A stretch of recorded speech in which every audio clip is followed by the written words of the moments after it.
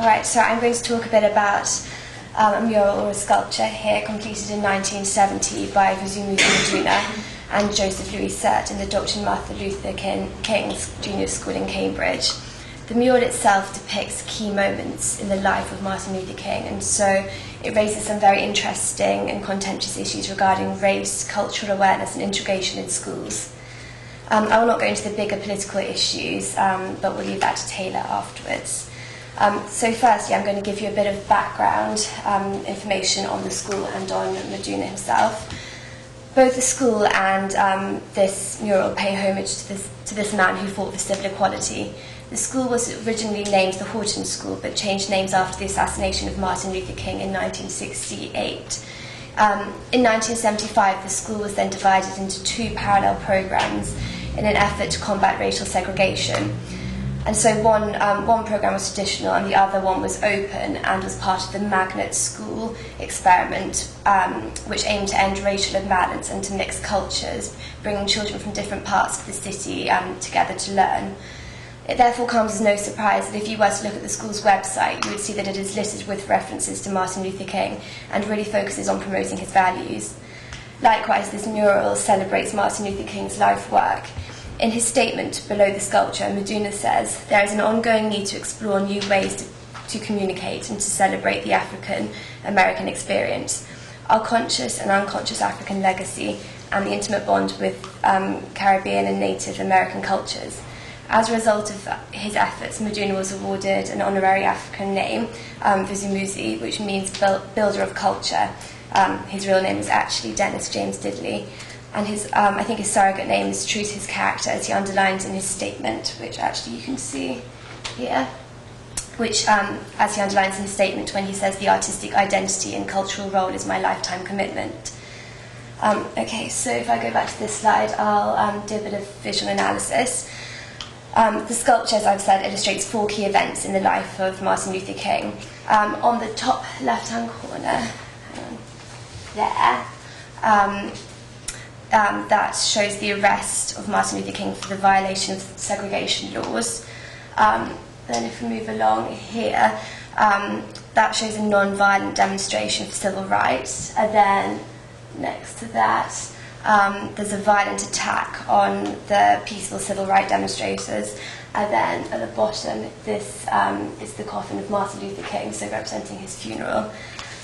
The Red Cross, which takes up most of this space, symbolises King's work as a Baptist minister, as well as the bloodshed during the civil rights movement.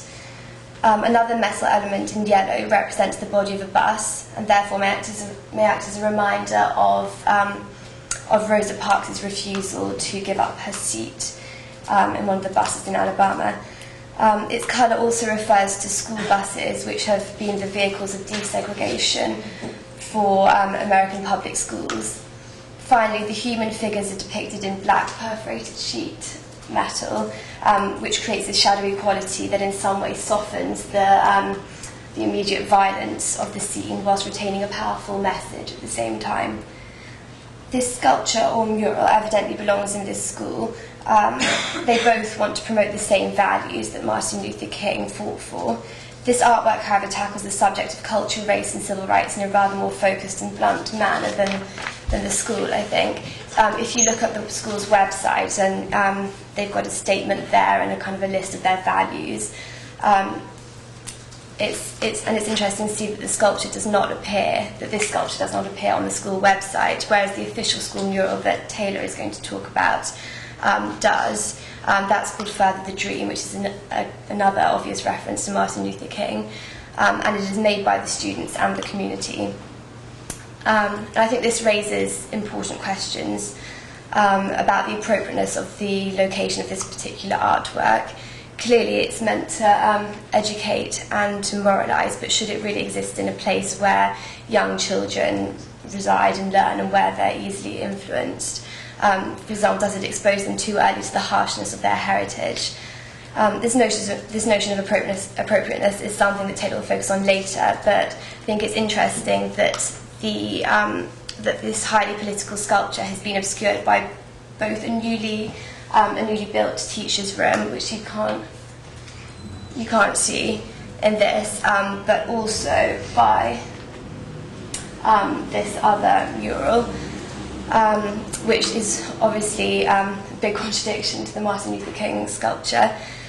It features vibrant and happy scenes of botanic and marine harmony. It's very one of those kind of generic children's images, and is very innocent compared to the politicised scene above it.